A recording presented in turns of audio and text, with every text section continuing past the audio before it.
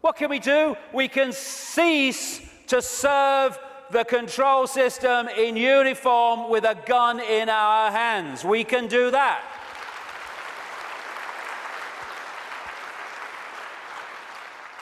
Soldiers are not there serving their country, serving their people. They're there serving the cabal that's seeking to enslave their people and their families. As Einstein said, the pioneers of a warless world are the youth that refuse military service. And more are equal to that, the adults beyond military service who support those that refuse to serve this control system in uniform.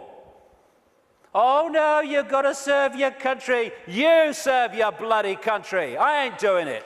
Just like those wonderful Israeli young people.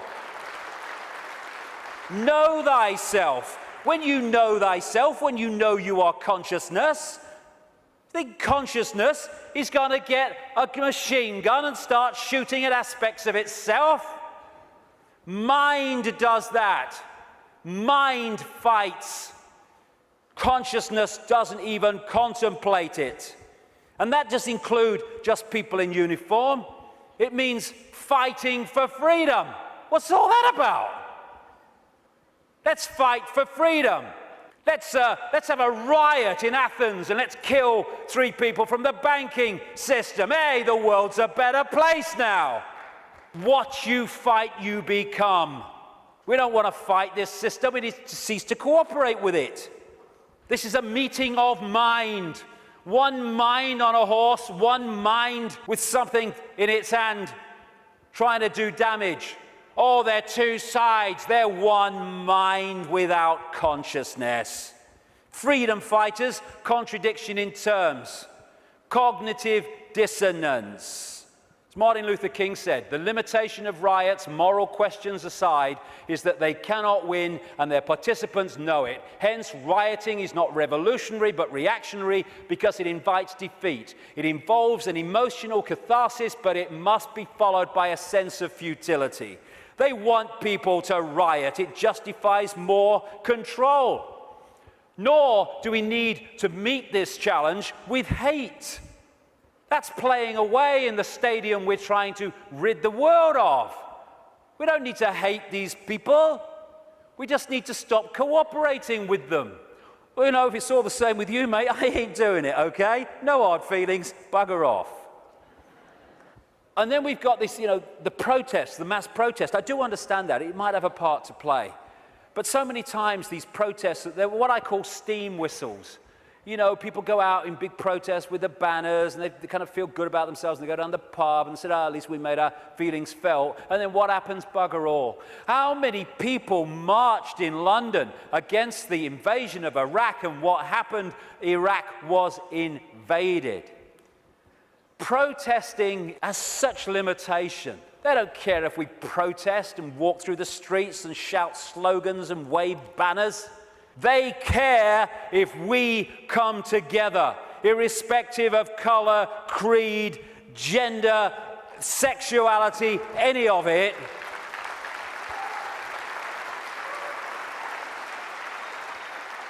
Put our differences aside and unite behind what affects us all and all our families. This control system, this Orwellian agenda, is not trying to enslave black people or Jewish people or middle-class Americans or Hispanics or Australians or Indians. It's trying to enslave all of us. And what it wants to do is divide the target population against itself through these fake, ridiculous fault lines of race, religion, income bracket, so that we divide and rule the target population and they can pick us off one by one. They are terrified of us putting down those fake fault lines and coming together and uniting behind what we should all believe in: freedom for all, irrespective of who we are. Injustice anywhere is a threat to justice everywhere. Someone else's injustice is our injustice, because if we allow injustice there, eventually that injustice will come here anyway.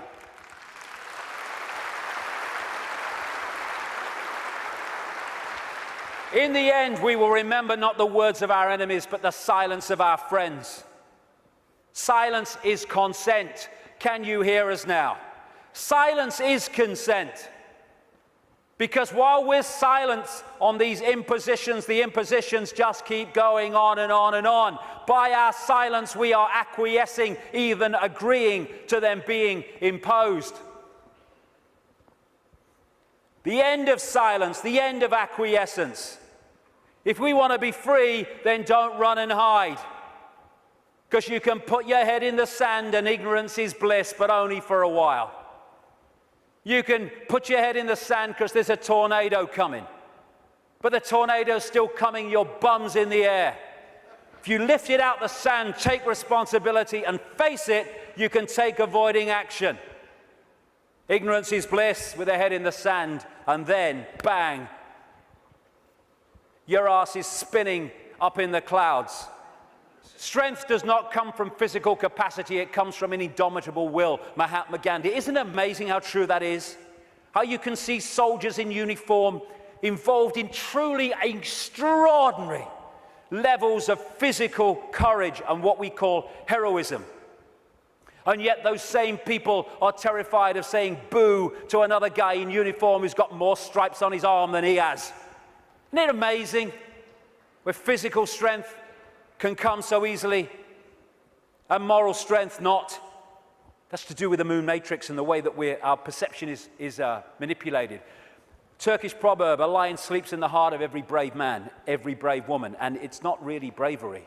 When you let go of fear, you don't need bravery, you don't need courage. Courage is overcoming fear. When you let go of fear, because I'm all that is, has been, and ever will be, what's the worst that can happen to me? I leave this physical body of limitation and I become all that is, has been, and ever will be in full awareness that that is what I am. My God, I'm terrified that that might happen. I don't know how I'm going to cope with the terror of thinking that might happen.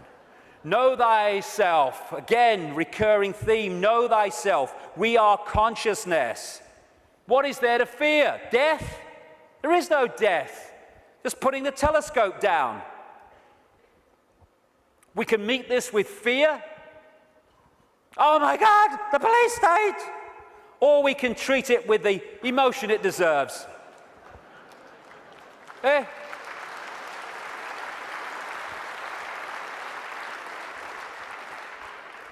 What we have to do is comply. Compliance! That's what we have to do. Because if we don't comply, the control system's in desperate trouble.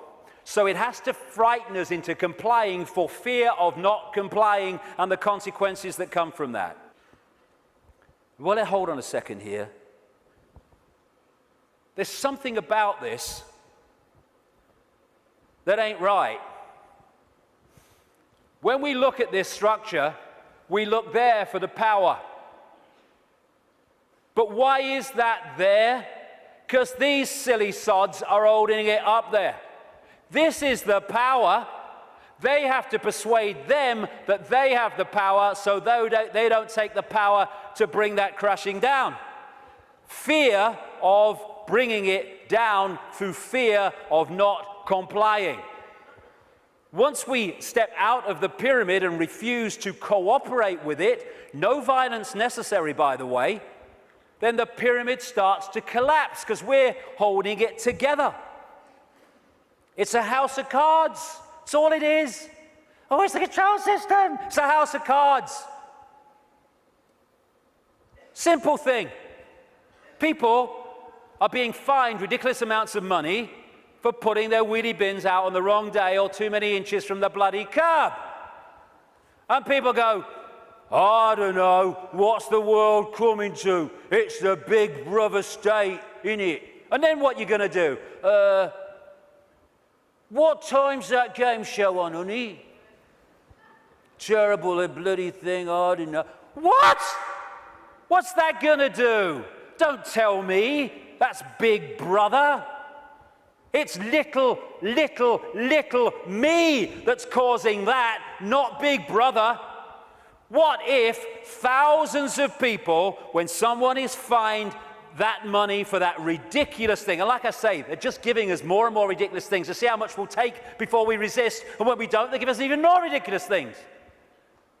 What would happen if, when someone is faced with that fine, thousands and thousands of people in that area put their wheelie bins out in the wrong place on the wrong day, week after week after week after week?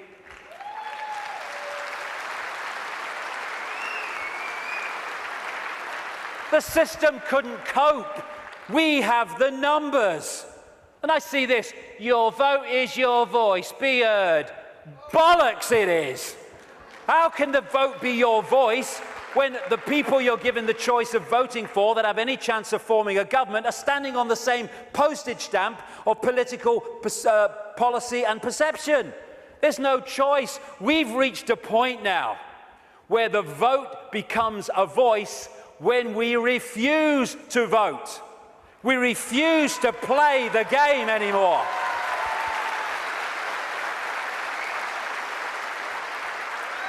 What would have happened at this recent election, this farce, if tens of millions of people had said, we've had a bellyful, we're not voting, it only encourages them? We are not voting because we're going to make a statement that we know this system is rigged and we're having it no more. What would have happened in these days that have passed since that election? The whole focus of the media and everything would have been, bloody hell, what's going on? Why this mass refusal not to vote? Now we've got a debate going. Now we're looking at why people haven't voted, because the system is rigged. Now the system has to bloody start to change because it's lost its credibility. But instead, the majority trotted along to vote because they said, well, if you don't vote for them, they might get in. It doesn't matter. They're masks on the same face. So what if they get in? Same thing will bloody happen. Comply. No. No, no. Not if it's enslaving me and my children and imposing on my freedom. Comply, leave your home now it's foreclosed. No, no, no. Let's follow this through, shall we? Millions of people in the world are losing their homes, being foreclosed, and ending up homeless. Let's follow this through. Why have you lost your home, my friend? Because I can't pay me mortgage. Why can't you pay your mortgage? Because I lost my job. Why did you lose your job? Because the great banking collapse, they can't get this, they can't get my company went bust. And who's taking your home away and saying you've got to leave? The banks that caused the fricking problem, and we are leaving? What are we doing? What are we doing?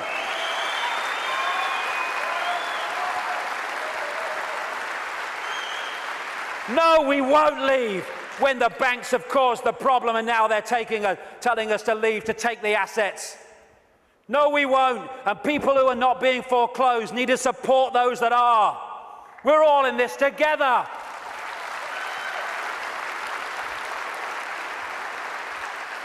Compulsory vaccinations. No, no, no.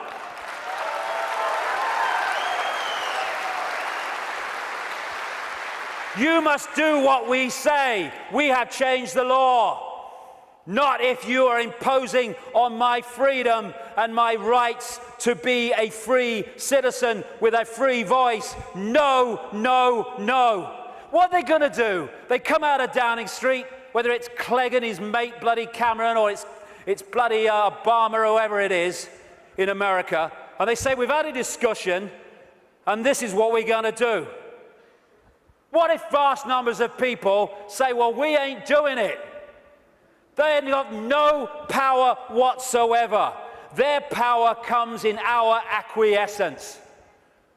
Oh, but you can't defy the law. Okay, let's follow this through, shall we? By the way, while I'm talking, put your arms out and I'll put the handcuffs on, because that's what you're telling me. What you're telling me is this.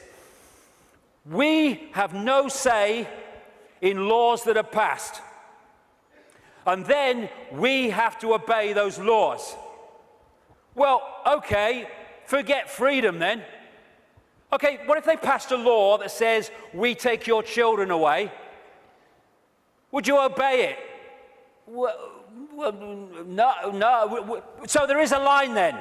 There is a line. It's just where is that line?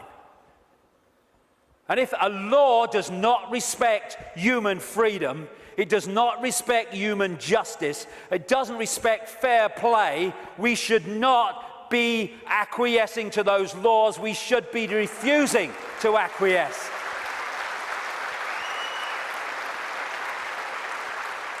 What we need is not compliance, we need a non-comply dance, where we beat to a different drum and we dance to a different drum, where we refuse to acquiesce to this control system that seeks to enslave us even more than it already has. Non-comply dance. Do this, comply. No. No. But we need to do it en masse. Oh, we do it with a smile on our face. We're consciousness, all that has been, ever will be. Why shouldn't we have a smile on our face? And smile and feel for these people who are enclosed in mind trying to enslave us. But we need to do it en masse. Because if we don't do it in numbers, then people get picked off. That's what's happening. I am all that is, has been, ever will be. You cannot grant me my freedom. It is not your gift to grant me my freedom or take it away, because I am, we all are freedom.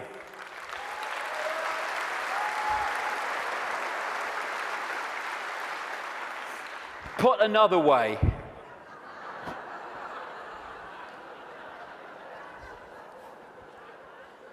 what would infinite consciousness do? Move perspective, little me, all that is. What would infinite consciousness do in the situations that we face, as against what would mind do? If it's not right, don't do it. If it's not true, don't say it. Absolutely right. You know what would change the world overnight is if we as a human race started doing what we knew to be right and just in the circumstances that we face, instead of making those decisions as so many people do and have long done on basis of what is right for me in this circumstance that I face. Okay, the just thing to do might not be in the moment the best thing to do, but it's the just and right thing to do. And if we started doing what we knew to be right when we're faced with these decisions, as opposed to what we perceive is right for us in the moment, although doing what is right for us in the eternity, then everything would change.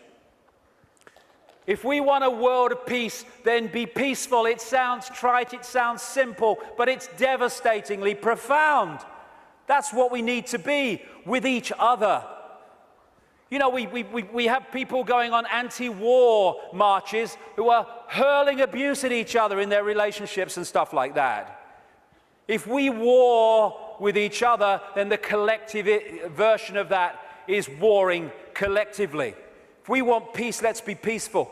If we want a world of kindness, then let's be kind. And it must come, for goodness sake. It must. If we're all kind to each other, we live in a kind world.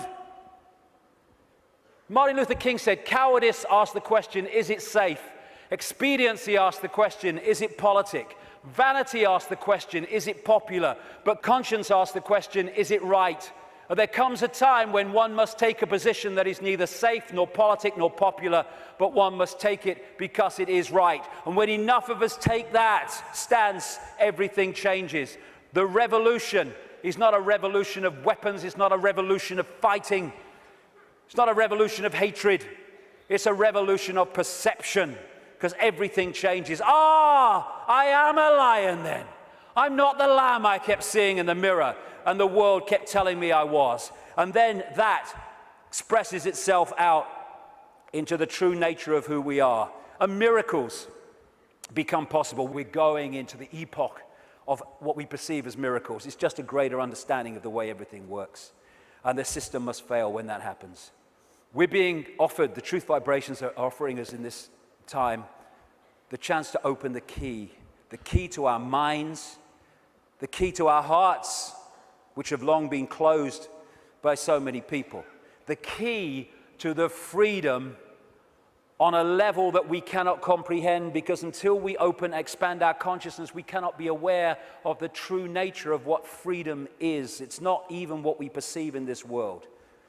Enough of this suppression, enough of this slavery, enough of this enslavement of the few by the many.